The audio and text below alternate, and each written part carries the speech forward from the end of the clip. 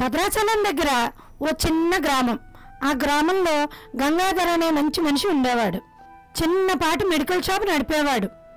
దానిపైన ఎక్కువ ఆదాయం రాకపోయినా సరే ఎవరైనా పేదవాళ్ళు వస్తే వారికి ఉచితంగా మందులు ఇచ్చి పంపించేవాడు. అలాగే అతనికి భక్తి ఎక్కువే. ఆయన తన మనసులో ఎప్పుడూ రాముడిని కొలుచుకుంటూ ఉండేవాడు. తన షాపులో ఓ మూలగా రాముడు బొమ్మ పెట్టుకుని దానిని పూజించుకునేవాడు. ఒక చిన్న తమ్ముడిలా రాముడితో మాట్లాడేవాడు. గంగాధర్కు హర్షవర్ధన్ అనే కొడుకు. బీఫార్మసీ చదువుకుని వచ్చాడు. తండ్రి చేసే పూజలు అవి చూసి మూఢభక్తి అని విసుక్కునేవాడు. నాన్న, మన చేతిలో టాబ్లెట్ ఉండగా దేవుడేం చేస్తాడు? గంగాధర్ ఆ మాటలు వినేవాడు కానీ ఏమీ తిరిగి సమాధానం ఇచ్చేవాడు కాదు. నవ్వుతూ రాముని బొమ్మను చూసేవాడు. కాలం గడిచింది. గంగాధర్కి అస్వస్థత మొదలైంది. తనకు సమయం దగ్గర పడిందని గమనించుకున్నాడు. ఒకరోజు హర్షవర్ధన్ పిలిచి ఇలా అన్నాడు, నాయనా, నువ్వు దేవుణ్ణి నమ్మకపోయినా పర్వాలేదు, కానీ ఒక్కటి చెప్తున్నాను విను. అది నువ్వు నమ్మి చేస్తే చాలు. ప్రతిరోజు షాపులోని రాముడు బొమ్మను శుభ్రించి ఏదైనా పెద్ద కష్టం వచ్చినప్పుడు 2 చేతులు జోడించి ఆయన పిలువు, అన్నీ ఆయనే చూసుకుంటాడు. హర్షవర్ధన్ తండ్రిపై గౌరవంతో సరేనన్నా అన్నాడు. కొద్ది రోజులకు గంగాధర్ కన్నుమూశాడు. కొన్ని నెలలు గడిచాయి. ఒకరోజు ఆకాశం చిల్లు పడినట్టు వర్షం కురుస్తోంది.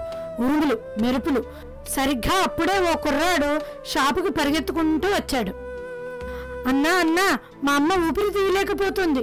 డాక్టర్ చెప్పిన ఈ మందు వెంటనే కావాలి అని ఏడుస్తూ ఓ చీటీని హర్షవర్ధన్కి ఇచ్చాడు. అదే మందు తన దగ్గర ఉంది. వెంటనే తీసి ఇచ్చాడు. కుర్రాడు ధన్యవాదాలు చెప్పి పరిగెత్తుకుంటూ వెళ్ళిపోయాడు. కాసేపటికి కరెంటు వచ్చింది. హర్షవర్ధన్ షాక్. మొహాన్ని చెమటలు పట్టాయి.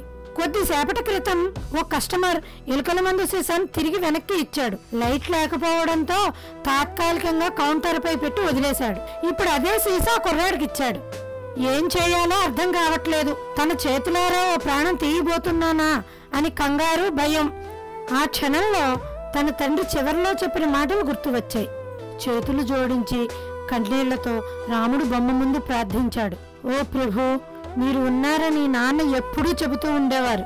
మీరు నిజంగా ఉన్నట్లయితే దయచేసి ఈ రోజు ఎటువంటి దుర్ఘటన జరగనివ్వకండి. ఆ తల్లిని విషం తాగనివ్వకండి. అప్పుడే వెనక నుండి శబ్దం. ఆ పిల్లాడు మళ్లీ వచ్చాడు. అన్నా, బురదలో జారిపోయాను. మందు సీసా పడిపోయింది, పగిలిపోయింది. ఇంకో సీసా ఇవ్వవా? హర్షవర్ధన్ చూశాడు. అదే మందు తన దగ్గర ఉంది. వెంటనే తీసి ఇచ్చాడు. కుర్రాడు ధన్యవాదాలు చెప్పి పరిగెత్తుకుంటూ వెళ్ళిపోయాడు.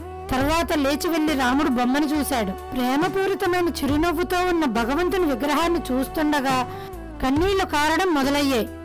అతనికే తెలియకుండా అతని గొంతులో నుంచి జై శ్రీరామ్, జై జై శ్రీరామ్ అంటూ వచ్చింది.